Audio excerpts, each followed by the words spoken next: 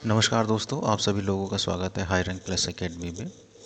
और आज हम बात करने वाले हैं यूपी टेट 2000 की। ठीक है, यूपी टेट 2021 की, यूपी टेट 2021 की आज हम चर्चा करने वाले हैं।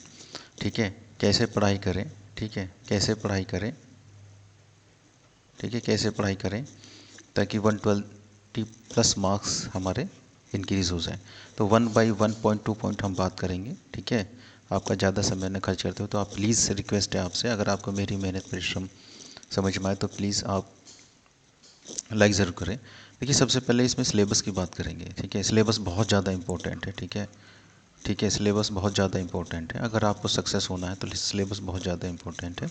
ठीक है, ये आपका जो यूपी टेट का है टोटल 150 मार्क्स का है। ठीक है, जिसमें हिंदी आपकी 30 मार्क्स, लैंग्वेज आपकी 30 मार्क्स है। ठीक है, इसमें आपकी इंग्लिश या फिर ज़्यादातर संस्कृत का चुनाव करते हैं अभ्यर्थी। इसमें ज़्यादातर इंग्लिश या फिर संस्कृत का चुनाव करते हैं। 30 नंबर की आपकी एजुकेशन साइकोलॉजी है। ठीक है, 30 नंबर की आपकी एजुकेशन साइकोलॉजी है और 30 मार्क्स का आपका ईवीएस है। All right. और मैथ, मैथ आपका 30 मार्क्स का है। सब्जेक्ट सारे महत्वपूर्ण हैं, लेकिन किसको कैसे क्या वेटेज देना है, किसको कैसे कितनी महत्वपूर्ण पढ़ाई में शामिल करना है, ये हम बारी बारी से चर्चा करेंगे। ठीक है, ये हम बारी बारी से चर्चा करेंगे। तो सबसे पहले आते हैं, ये आपकी हिंदी 30 मार्क्स की है। ठीक है, हिंदी आपकी 30 मार्क्स की है।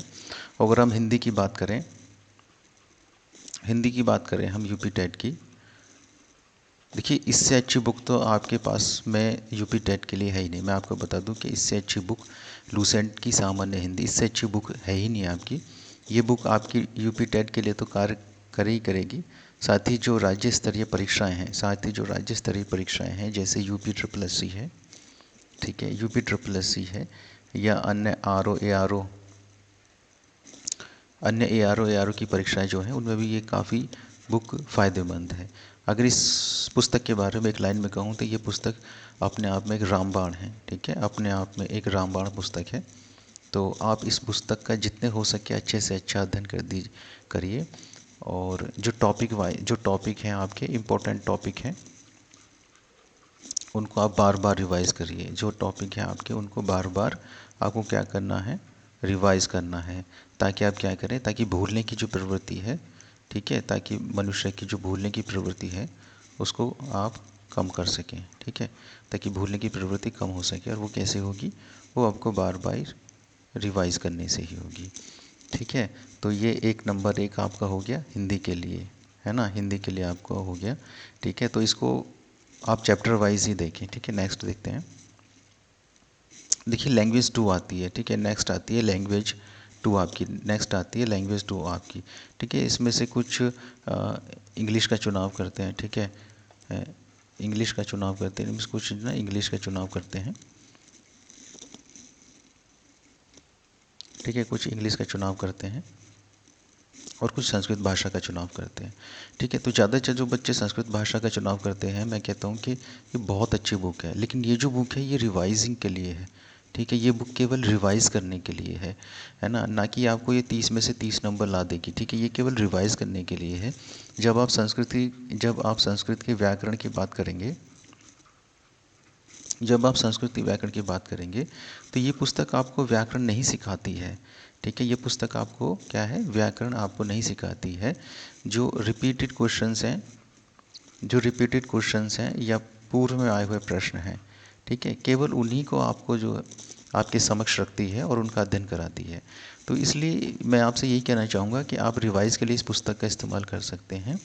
बाकी एक विजयी भव करके आती है पुस्तक। ठीक है, विजयी भव करके पुस्तक आती है इलाहाबाद से। ठीक है, आप उसको ले सकते हैं, वहाँ से आप ना व्याकरण, वहाँ से आप व्याकरण उसमें से देख सकते हैं। बाकी इंग्लिश के लिए अपने आप में, इंग्लिश के लिए अपने आप में सफिशेंट बुक है। ठीक है, इंग्लिश के लिए अपने आप में सफिशेंट बुक है, ग्रामर के लिए, है ना। तो इंग्लिश वालों के लिए बुक सफिशेंट है। ठीक है, तो यहीं से आपके यही अगर ये आप इसमें से तैयारी करते हैं और व्याकरण की तैयारी करते हैं तो नियर बाय आपके 25 मार्क्स यहाँ से बहुत ईजिली से बन जाते हैं। लेकिन ये तभी डिपेंड करता है जब आप बार बार प्रयास करते हैं, है ना, जब आप बार बार प्रयास करते हैं, क्या करते हैं, रिवाइज, जब आप बार बार रिवाइज करते हैं तभी पॉसिबल हो सकेगा। ठीक है, नेक्स्ट देखते हैं बाल मनोविज्ञान। ठीक है, देखिए बाल मनोविज्ञान के लिए ज़्यादातर जो बुक खरीदी जा रही है, अभ्यर्थी इसी पुस्तक को खरीद रहे हैं, इसी पुस्तक को बार बार खरीद रहे हैं। और मुझे ऐसा लगता है कि बुक अपने आप में पर्याप्त है। ठीक है, अपने आप में पर्याप्त है। इस पुस्तक को पढ़ने से आपके जो है 20 मार्क्स आ जाते हैं। ठीक है, इस पुस्तक को पढ़ने से आपके 20 मार्क्स ईजिली से आ जाते हैं। लेकिन और आपको जो ज़्यादा से ज़्यादा इंक्रीमेंट करना है, इसमें ज़्यादा से ज़्यादा 25 प्लस इस पुस्तक से लाने हैं, इसी पुस्तक से आ जाएंगे, इसी पुस्तक से लाने हैं। तो आपको क्या करना है, जो ऑल स्टेट है, ठीक है, जो ऑल स्टेट्स के एग्ज़ाम हुए हैं, जो ऑल स्टेट के एग्ज़ाम हैं जो इसी में दे रखे हैं, उन सभी का सेट लगाना है बार बार। ठीक है, बार बार आपको रिवाइज करना है। ठीक है, ये पुस्तक एटलीस्ट कम से कम 5 टाइम्स रिवाइज होनी चाहिए। ठीक है, ये पुस्तक कम से कम 5 टाइम्स ना क्या होनी चाहिए, रिवाइज होनी चाहिए। तो इस पुस्तक में आपके 25 प्लस ईजिली से, बहुत ईजिली से बन जाते हैं। लेकिन शर्त यही है कि बार बार ये आपकी रिवाइज होनी चाहिए। ठीक है, 25 प्लस मार्क्स आराम से बन जाते हैं इसमें से, मिनिमम 5 टाइम्स। ठीक है, मिनिमम 5 टाइम्स ये रिवाइज ज़रूर होनी चाहिए आपकी बुक। ठीक है, नेक्स्ट देखते हैं। देखिए अंकगणित है, ये ऐसी पुस्तक है कि इसका कोई तोड़ नहीं है। ठीक है, इस पुस्तक का कोई तोड़ नहीं है ना, इस पुस्तक का कोई तोड़ नहीं है। सभी एग्ज़ाम्स में, सभी एग्ज़ाम्स में उपयोगी है। ठीक है, ये पुस्तक सभी एग्ज़ाम्स में उपयोगी है। इसमें आपको करना कैसे है, इसमें आपको पढ़ाई कैसे करनी है, जहाँ से सबसे ज़्यादा, ठीक है, जहाँ से सबसे ज़्यादा सवाल पूछे जाते हैं, जहाँ से सबसे ज़्यादा सवाल पूछे जाते हैं वहीं से रिवाइज़ करना है। ठीक है, उन्हीं चैप्टरों को सबसे पहले पढ़ना है जहाँ से सवाल बार बार पूछे जाते हैं, है ना। और मैं एक चीज़ आपको बता दूं अच्छी तरीके से, अभ्यर्थी क्या करते हैं, वो मैथ को छोड़ जाते हैं। ज़्यादातर क्या है कि यूपी